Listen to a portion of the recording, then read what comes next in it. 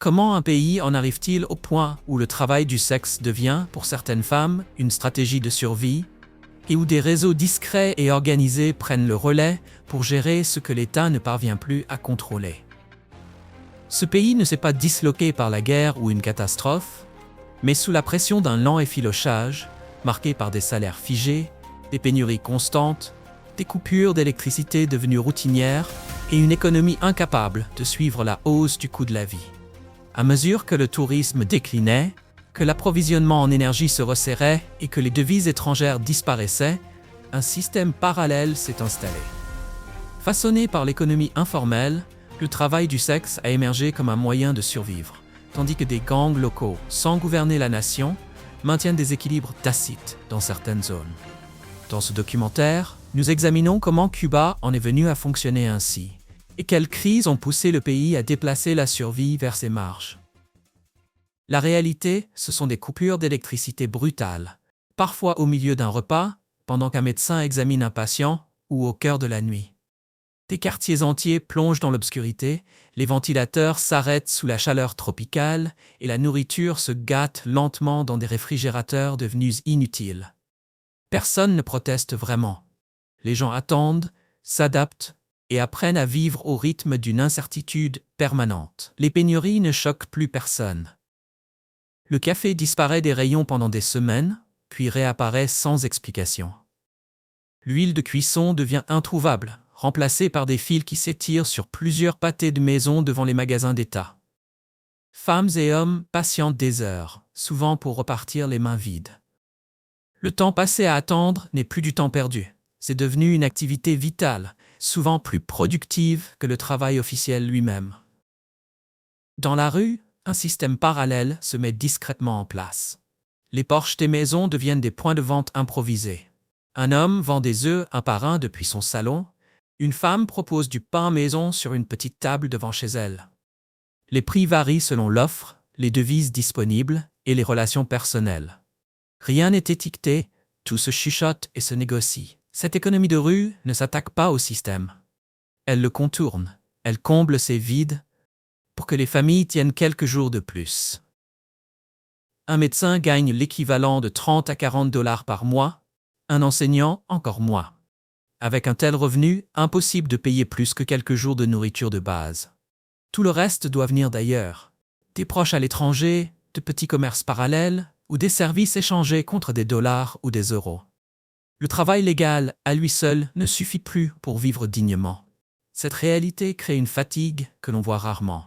Une lassitude profonde gravée dans des gestes répétitifs, des regards vides dans des files interminables et une acceptation silencieuse de ce qui ne devrait jamais être acceptable.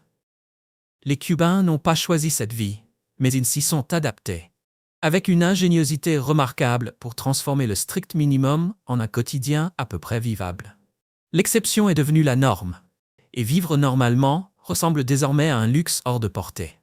Quand l'économie officielle ne permet plus de survivre, les gens inventent des alternatives. Non par idéologie ou par rébellion, mais simplement parce qu'il faut manger. À La Havane, à Santiago et à Camagüey, les mêmes scènes se rejouent, encore et encore. Des appartements se transforment en restaurants clandestins, des mécaniciens font rouler des voitures américaines des années 1950 grâce à des pièces fabriquées à la main, et des spécialistes en informatique vendent des clés USB remplies de séries et de films téléchargés illégalement.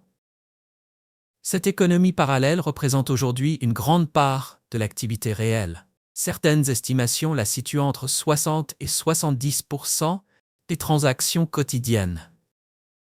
Elle fonctionne avec ses propres règles, ses propres prix et ses propres systèmes de confiance. Les marchandises circulent via des réseaux complexes.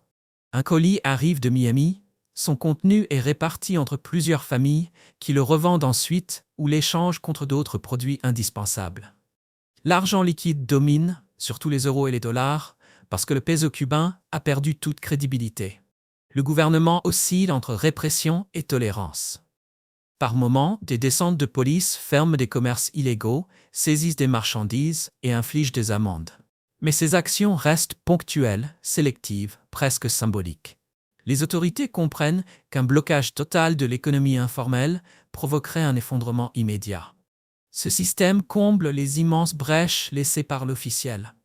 Sans lui, les étagères resteraient vides, les pénuries se transformeraient en famine, et la colère sociale deviendrait incontrôlable. Les Cubains ont créé leur propre langage pour décrire cette réalité. Resolver, se débrouiller, trouver une solution, est devenu le verbe le plus utilisé. Luchar, lutter, définirait presque la vie de tous les jours. Ces mots dépassent la difficulté économique. Ils expriment un état d'esprit, une véritable philosophie de la survie. Chacun résout quelque chose. Un plombier de l'État fait des réparations privées la nuit, un enseignant donne des cours payés en devises, un chauffeur de taxi propose des trajets non déclarés entre deux courses officielles. Cette normalisation de l'économie informelle transforme en profondeur les repères sociaux. Les règles se brouillent, la légalité devient flexible, et chacun développe sa propre idée de ce qui est acceptable. Dans les principales zones touristiques de la Havane, surtout le long du Malecón à la tombée de la nuit et près des hôtels qui reçoivent encore un flux limité de visiteurs étrangers, une économie particulière s'éveille discrètement. Elle ne s'affiche pas avec des néons ou des panneaux. Pourtant, tout le monde sait qu'elle existe. Des femmes se rassemblent, parfois très jeunes, parfois plus âgées. Elles restent debout, discutent, attendent, négocient. Certaines sont étudiantes en médecine ou en ingénierie, d'autres sont des mères qui font vivre leur famille, d'autres encore occupent des postes officiels dans des boutiques ou des bureaux gérés par l'État. Le soir, elles cherchent des moyens de compléter des revenus qui ne suffisent plus pour survivre. Mais la réalité cubaine rend les catégories traditionnelles difficiles à appliquer. Il ne s'agit pas toujours de transactions claires et immédiates. Souvent, les relations avec les touristes sont plus ambiguës. Quelques jours passés ensemble, des dîners, des promenades, de petites excursions, des cadeaux et de l'argent qui change de main sans bruit. C'est une zone grise entre romance et arrangement économique. Rien n'est dit frontalement, mais les deux côtés comprennent parfaitement ce qui se joue. Pour beaucoup de Cubaines, cette activité ne remplace pas un emploi formel. Elle s'y ajoute, poussée uniquement par la nécessité. Une infirmière gagne environ $50 par mois. Une seule soirée avec un touriste européen peut rapporter l'équivalent d'un mois entier de salaire, parfois même davantage. Face à cette réalité, résister devient presque impossible quand il y a des enfants à nourrir, des médicaments à acheter pour un parent malade, des fournitures scolaires à payer, ou simplement l'envie de vivre une vie qui dépasse un tout petit peu la privation permanente. Dans ce contexte, le corps devient une ressource économique comme une autre, au même titre que des chambres d'hôtes illégales louées à des étrangers ou des cigares revendus au marché noir. Cette pratique s'inscrit dans un réseau bien plus vaste d'échanges transactionnels. Des hommes du quartier jouent souvent les intermédiaires. Ils présentent des touristes à des femmes et prélèvent une commission pour leur rôle. Les chauffeurs de taxi connaissent les bons quartiers, les bons hôtels et les bonnes heures. Tout un écosystème informel se forme autour de cette économie nocturne, organisée par des règles non dites, des accords silencieux et des codes tacites que chacun, à son niveau, comprend et respecte. Le gouvernement cubain maintient une posture officielle de condamnation. Le travail du sexe est illégal et la prostitution est, dit-on, combattue au nom des valeurs révolutionnaires. En pratique, la répression reste sélective et sporadique. Des descentes de police ont lieu parfois, surtout pour montrer que les autorités gardent la situation sous contrôle. Mais tant que cela reste discret, tant que les touristes continuent d'apporter des devises étrangères, tant que l'ordre public n'est pas menacé, une tolérance de fait s'installe. L'électricité manque, parce que Cuba importe 70% de son pétrole, principalement du Venezuela, un pays lui-même plongé dans une crise profonde. Les livraisons sont irrégulières, les centrales thermiques vieillissantes tombent en panne, et le réseau de distribution date de plusieurs décennies. Tout cela entraîne des coupures programmées qui durent plus longtemps que prévu. Et des pannes soudaines qui paralysent des régions entières pendant des jours. Sans électricité, l'économie tourne au ralenti. Les petites entreprises privées, autorisées depuis les réformes timides, ne peuvent pas fonctionner correctement.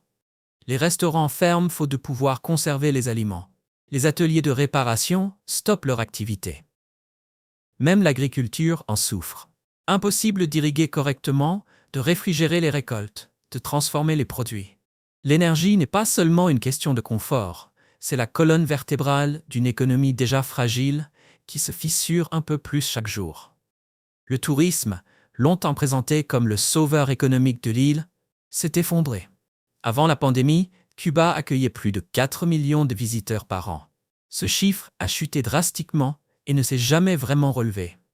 Les raisons sont multiples. Crise sanitaire mondiale, dégradation des infrastructures, concurrence d'autres destinations caribéennes et surtout l'image d'un pays en déclin. Les hôtels de la Havane tournent à 30% de leur capacité, des guides touristiques se reconvertissent et des plages autrefois prisées semblent abandonnées. Cette baisse du tourisme a des conséquences en cascade. Moins de visiteurs, c'est moins de devises. Ces dollars et ces euros indispensables pour importer de la nourriture, des médicaments, des pièces détachées. Les boutiques spécialisées qui vendent en monnaie étrangère, les seuls endroits où l'on peut trouver des produits de qualité, se vident peu à peu. Moins de devises, donc moins d'importations, donc davantage de pénurie, donc moins d'attrait pour les touristes. Face à cet imbroglio, les jeunes partent en masse. En 2022 et 2023, plus de 400 000 Cubains ont quitté l'île, principalement pour les États-Unis, mais aussi pour l'Espagne, le Mexique et la Russie. Ce ne sont pas seulement des opposants politiques ou des exilés économiques. Ce sont des médecins, des ingénieurs, des enseignants, des artistes. Ceux qui partent sont souvent les mieux formés, ceux qui auraient pu aider à reconstruire le pays. Leur départ vide Cuba de ses forces vives, laissant derrière lui une société vieillissante, épuisée, privée de l'élan nécessaire au changement. Ceux qui restent voient ce vide se creuser. Les familles se disloquent, les compétences disparaissent et les espoirs s'éteignent. Officiellement, le gouvernement cubain ne reconnaît pas l'ampleur de la crise. Les discours parlent de difficultés temporaires, de blocus impérialiste, de périodes spéciales qui semblent ne jamais finir. Mais en réalité, tout le monde comprend que le système tourne à vide, porté par l'inertie plutôt que par une véritable capacité de gestion. Les hôpitaux manquent de médicaments essentiels. Les médecins, bien que formés selon des standards internationalement reconnus, doivent improviser avec ce qu'il reste, réutiliser du matériel censé être à usage unique, rationner les antibiotiques. Les services essentiels tiennent encore, mais sans aucune marge d'erreur. Chaque panne révèle l'extrême fragilité d'infrastructures qui survivent presque par miracle, rafistolées avec du fil de fer et de l'ingéniosité. L'État ne s'est pas effondré brutalement, il s'est simplement retiré de pans entiers de la vie quotidienne, laissant des zones grises se développer sans intervention. Les autorités savent ce qui se passe dans les rues, connaissent l'ampleur du marché noir et voient les transactions en monnaie étrangère. Mais tant que l'ordre public n'est pas menacé, tant que la frustration ne se transforme pas en mouvement organisé, cette économie parallèle est tolérée, de manière tacite. De l'extérieur, Cuba semble figé dans le temps, incapable de se réformer, prisonnière de ses propres contradictions. Les analystes parlent d'un État à bout de souffle, d'un modèle obsolète qui refuse de mourir. Sur le terrain, la réalité est plus complexe.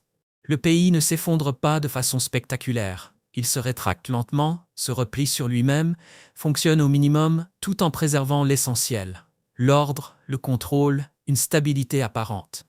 Ce décalage permanent entre le discours officiel et la réalité vécue crée un profond sentiment d'absurdité. Le journal télévisé célèbre des victoires économiques pendant que les gens font la queue pour du poulet rationné. Des slogans révolutionnaires couvrent les murs pendant que les jeunes rêvent de partir à Miami. La crise n'est plus une phase temporaire que l'on endure en espérant des jours meilleurs. Elle s'est installée comme une condition permanente, tissée dans le fonctionnement même du pays, jusqu'à ce que vivre dans l'urgence devienne normal. Contrairement à d'autres pays d'Amérique latine, Cuba n'exhibe pas sa criminalité organisée.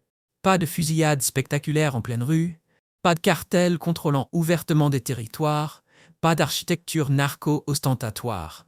La violence reste contenue, presque invisible. Mais cela ne signifie pas qu'elle est absente.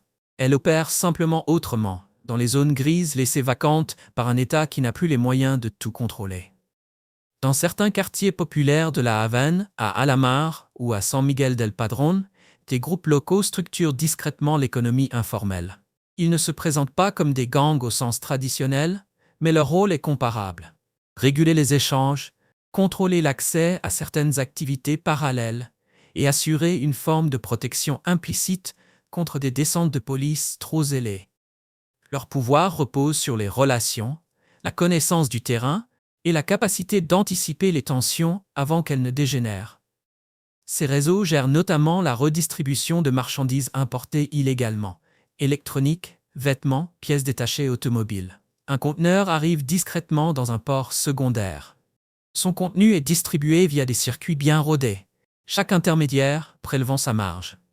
Les agents des douanes sont souvent impliqués, acceptant leur part pour fermer les yeux. C'est un système de corruption diffuse, rarement spectaculaire, mais profondément ancré dans la vie quotidienne. La violence existe, mais elle reste calibrée. Il y a des règlements de compte, des intimidations, parfois des passages à tabac, pour rappeler à l'ordre ceux qui enfreignent les règles tacites. Pourquoi ? Parce qu'une explosion de criminalité visible mettrait en danger tout l'équilibre. L'État cubain, malgré ses faiblesses, conserve encore une capacité répressive importante. Une véritable guerre de gangs provoquerait une réponse brutale, détruisant les arrangements discrets dont tout le monde profite. Cela crée un équilibre paradoxal. Les groupes criminels ont intérêt à la survie de l'État, car c'est sa faiblesse contrôlée, et non l'effondrement total, qui leur permet d'opérer en silence. L'État, de son côté, tolère ces réseaux tant qu'il préserve une apparence d'ordre et ne défie pas ouvertement l'autorité. Chacun respecte les limites de l'autre, dans un jeu d'ombre où personne n'a réellement intérêt à renverser la table. Quand une crise devient permanente, elle cesse d'être une phase temporaire et se transforme en véritable cadre de l'existence. À Cuba, toute une génération a grandi sans connaître autre chose que les pénuries, les coupures d'électricité récurrentes et l'économie parallèle comme condition normale de la vie. Ce qui était autrefois exceptionnel est devenu routinier, et cette normalisation de la crise a profondément remodelé les comportements, les attentes et les valeurs dans l'ensemble de la société. Le travail légal ne garantit plus rien, ni la stabilité, ni la reconnaissance sociale, et encore moins un avenir. Un médecin diplômé de l'université voit son voisin, chauffeur de taxi privé, gagner en une seule semaine ce qu'il gagne en 6 mois de travail officiel. Un ingénieur voit sa cousine, serveuse dans un restaurant touristique, recevoir en pourboire l'équivalent de tout son salaire annuel. Des années d'études, d'efforts et de mérite perdent leur sens face à une économie régie par l'accès, plutôt que par la qualification. La méritocratie s'effondre, remplacée par une logique brutale où l'accès à la monnaie étrangère devient la seule chose qui compte vraiment. La société se fracture selon de nouvelles lignes, de plus en plus visibles. D'un côté, il y a ceux qui reçoivent des transferts d'argent de la famille à l'étranger, ceux qui travaillent dans le tourisme, ceux qui manipulent des dollars ou des euros.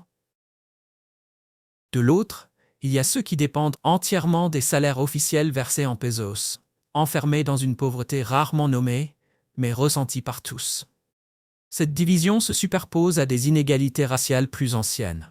Les Cubains noirs et métis ont, statistiquement, moins de proches à Miami, moins de connexions avec les circuits touristiques et moins d'accès aux espaces les plus rentables de l'économie parallèle. Dans le même temps, le pays vieillit sous nos yeux. Le taux de natalité de Cuba figure parmi les plus bas d'Amérique latine. À peine 1,6 enfants par femme. Combiné au départ massif des jeunes, cela crée un déséquilibre démographique sévère qui transforme des régions entières. Dans certains villages de l'intérieur, des écoles ferment faute d'un nombre suffisant d'enfants. Des champs restent en friche parce qu'il n'y a pas assez de bras pour les travailler. Des communautés entières se vident lentement. La population cubaine devrait diminuer de près d'1 million de personnes d'ici 2040, passant sous la barre des 10 millions d'habitants. Cette hémorragie humaine entraîne des conséquences économiques et sociales dévastatrices. Les secteurs qualifiés se vident progressivement. On estime que près de 40% des médecins formés à Cuba depuis 2015 ont quitté le pays. Enseignants, techniciens, ingénieurs et spécialistes suivent le même chemin, profession après profession.